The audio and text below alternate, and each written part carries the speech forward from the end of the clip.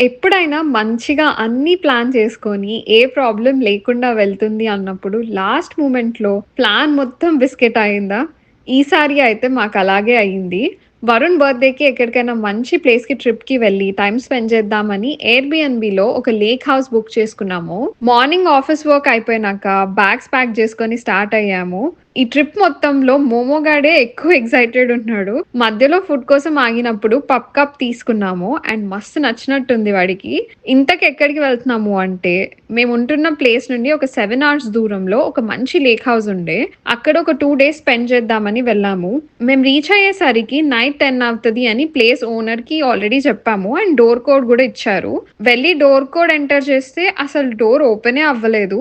సరే అని హోస్ట్‌కి కాల్ చేస్తే ఆన్సర్ చేయలేదు. ఆ సిట్యుయేషన్‌లో ఏం జేయాలో అర్థం గాలేదు.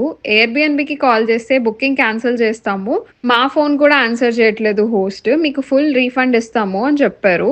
7 అవర్స్ డ్రైవ్ చేసి వచ్చాము. ఇప్పుడెక్కడికెళ్ళాలి అంటే, సరే నైట్ హోటల్‌లో స్టే చేయండి. మార్నింగ్ హోస్ట్‌కి రీచ్ ఔట్ అయ్యి డిసైడ్ చేద్దాము అన్నారు. ఇంకా నైట్ పెట్ ఫ్రెండ్లీ హోటల్‌లో చెక్ ఇన్ అయ్యాము. ఎంతో ప్లాన్ చేస్తాం గానీ కొన్నిసార్లు అనుకున్నట్టు అస్సలవ్వవు. బర్త్‌డే రోజు ఇలా అవ్వడం కొంచెం బాధగా అనిపిచ్చింది. బట్ కొన్నిసార్లు కొన్ని విషయాలు మన చేతుల్లో లేవు అని వదిలేసి మూవ్ ఆన్ అవ్వాలి.